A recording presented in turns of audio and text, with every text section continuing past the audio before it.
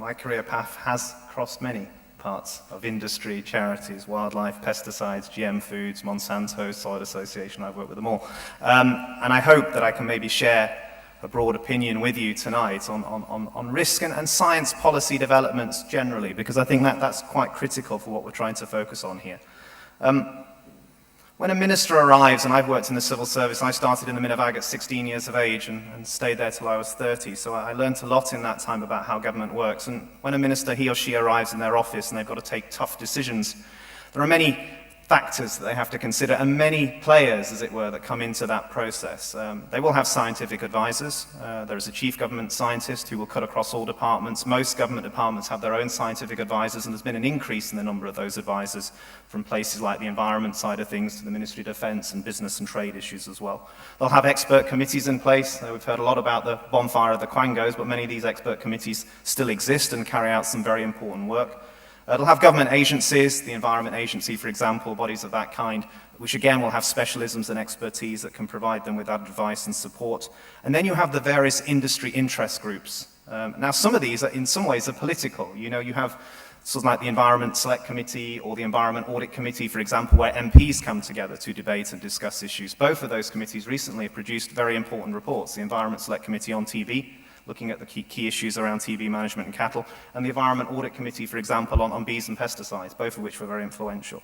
And then you have the industry interests, the sort of trade associations, people like me that used to represent the pesticide industry that come knocking on your door with our positions, and the environmental groups where I sit today, Care for the Wild and other charities and Friends of the Earth will come knocking on your door. And never forget the media, people like Tom that are out there doing their piece, as it were, on Country File or Costing the Earth, really putting that agenda together as well. And at the end, everyone in this room, the public, terribly important, has a huge influence in terms of risk, in terms of their concerns about environmental controls over that process. So a lot there going on makes it very difficult from a political perspective to reach a decision, but everyone's got a say in that process. What I want to do is talk very briefly about 4 key policy areas where you have those political science-based decisions being made that I've lived through in my career to date. I want to talk about foot and mouth disease. I want to talk about pesticide policy that I'm very familiar with. I want to talk about GM crops, very topical after Owen Patterson's speech at Rothamsted last week, and then come to an area that's dominating my life for the last 9 months, which is the badger cull policy.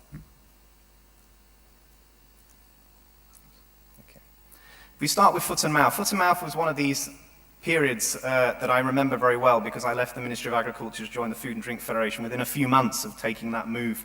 The outbreak occurred in 2001. That was based upon some meat that was used, human consumption. It went into a pig feed. It hadn't been checked properly. It had probably been brought into the country illegally, into Essex, and we had an outbreak of foot and mouth. I think the first one we had since 1967, and before we knew it, we had this passing across the country very, very quickly indeed. This obviously caused huge concern in the Ministry of Agriculture at the time, but in the wider public as well. And suddenly you had a number of different debates going on in government and beyond. Do we vaccinate to stop the flow of this disease, or do we actually start to cull large numbers of animals to stop this disease? Now, Professor David King, the chief scientist at the time, and the Foot and Mouth Management Science Group decided that a vaccination policy was something that we should do. It was supported by people like the Prince of Wales, it was supported by organisations like the Soil Association, and by Tony Blair himself as well, who'd come to that conclusion that this was the right thing to do.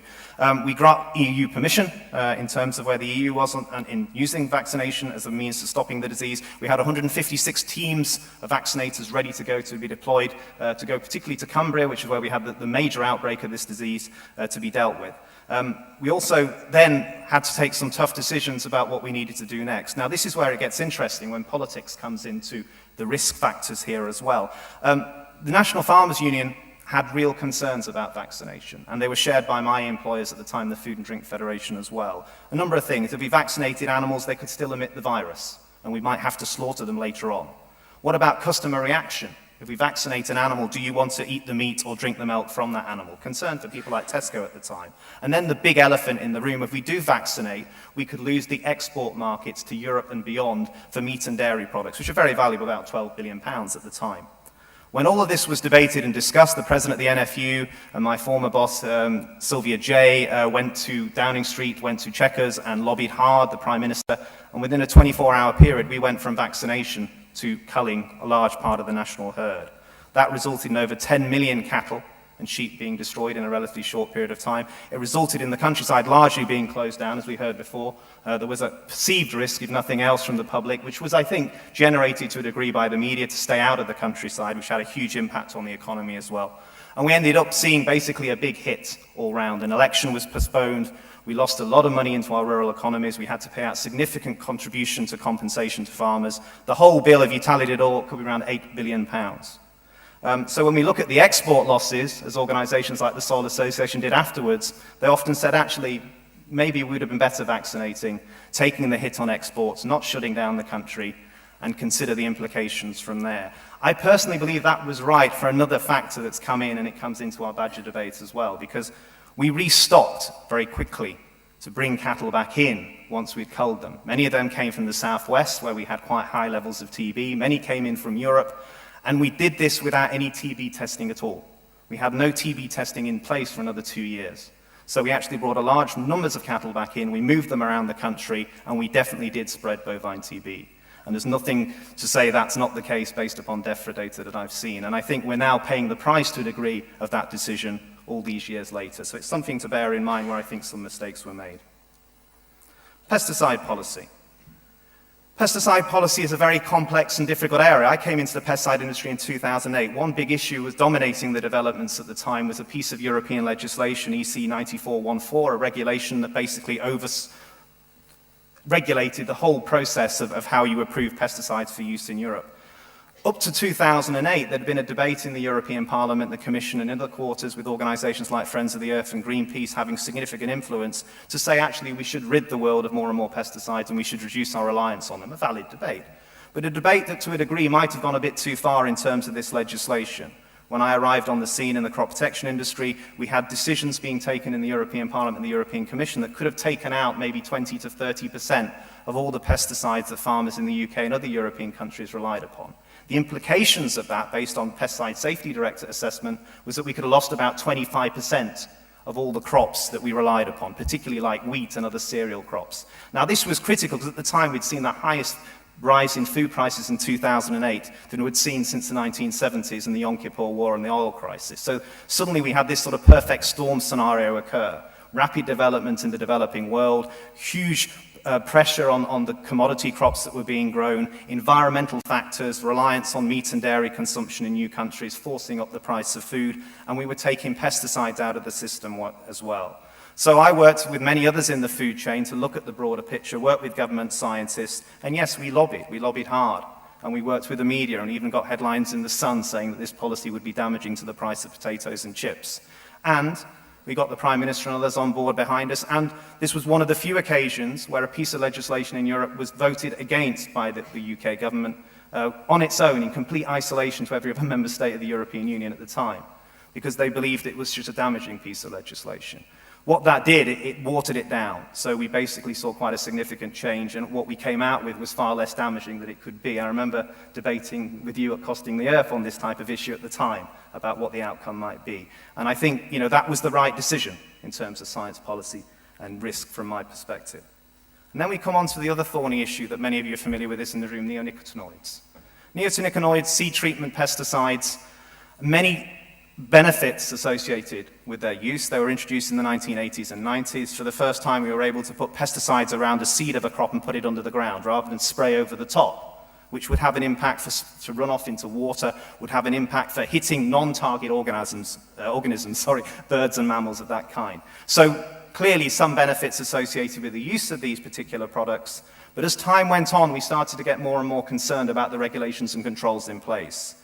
Do we know enough about their impact on bees and pollinators? Well, the regulatory system was developed really to look at the impact of those products on honeybees, not on wild bees and not on other pollinators. It's fair to say there were gaps in the data in terms of what you were looking at from a government regulatory perspective.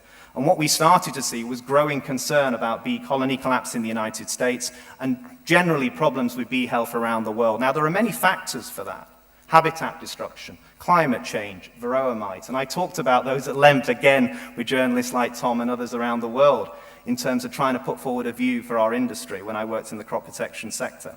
But this reached a head when I left the crop protection industry over the last 6 months.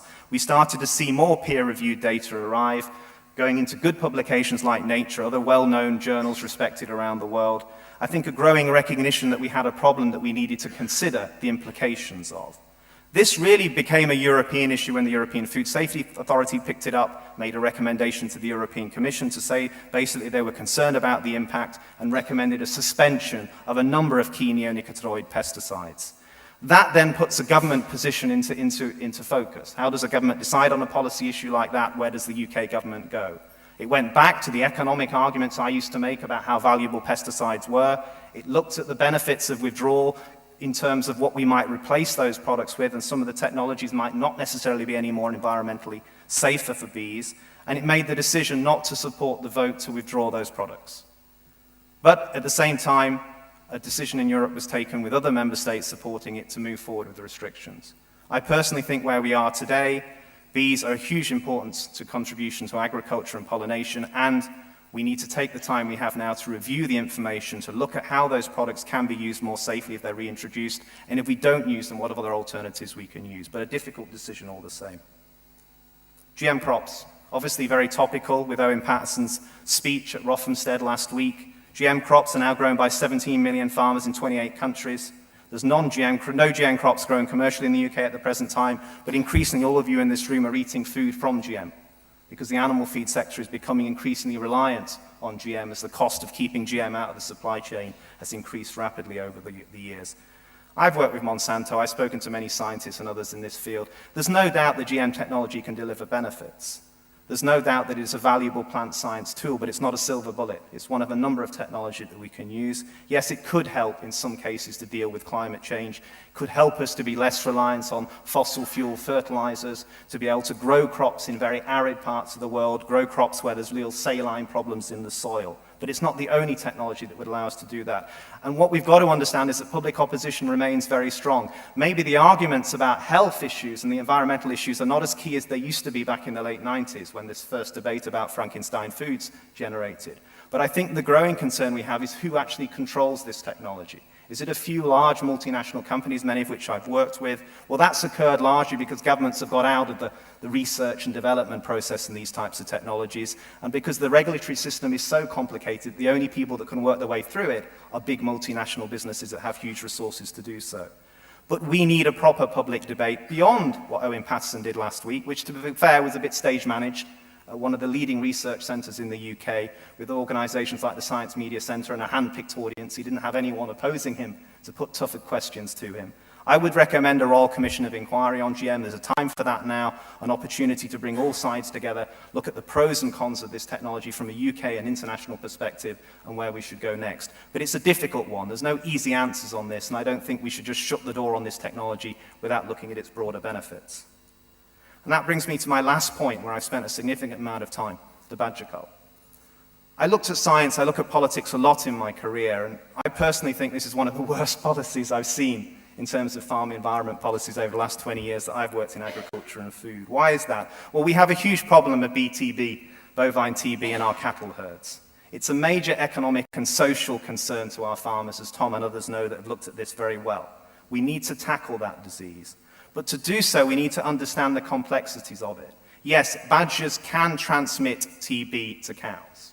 Yes, badgers do have a certain reservoir of disease that they carry with them wherever they might be. And yes, we have to deal with that. But it's not good enough to say they're the sole problem that we face here. Biosecurity on the farm, how we keep badgers and cattle apart, how we can set up gates and fences to make sure that we keep food stores away from badgers is a good thing to us to do. We have more cattle movements in this country than anywhere else in Europe. On average, we move 40% of them a year, over 13 million movements. Our TB testing systems are not very accurate and need to be improved. All these things can make a huge difference. We can vaccinate badgers, and vaccinating them can reduce the flow of the disease in the badger community. In turn, it will help, and FERA and other agencies believe it will help to reduce the transmission into the cows as well.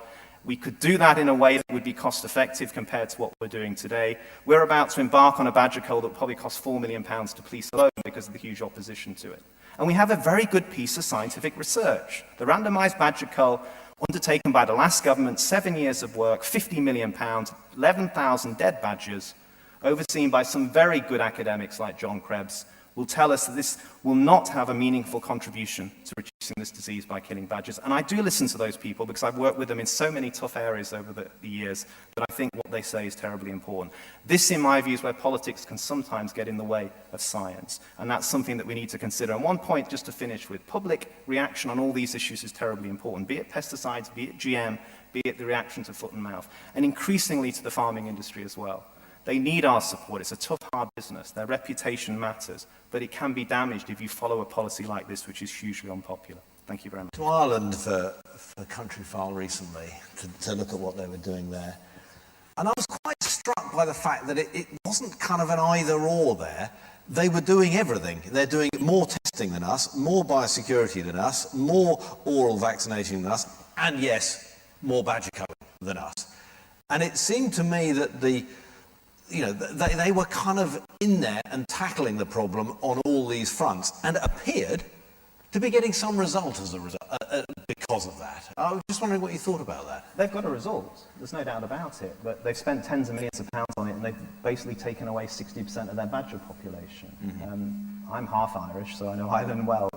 They don't have as much of an animal welfare concern lobby in Ireland. In fact, you could say many people that animal welfare is not particularly good in Ireland, from horses to dogs that turn up in the UK shores, and it's just not a strong emotive issue. So there are wildlife groups campaigning for badgers, but it's not the same as you might find in the UK. I think you have to look at that. The population density is different as well. The way these animals are, the way they move around is different. So in Northern Ireland, for example, you've seen a similar reduction in TB in cattle, but they haven't been culling. So they've been doing it by tighter badgers, you mean? That's right, and they've been doing it by tighter biosecurity measures. So there's a debate on both sides of the border. So yes, the Irish have achieved something, but I think what the public in this country will want to know is as to whether it would be acceptable in their mind to kill 60 or 70% of our badger population to get that type of reduction.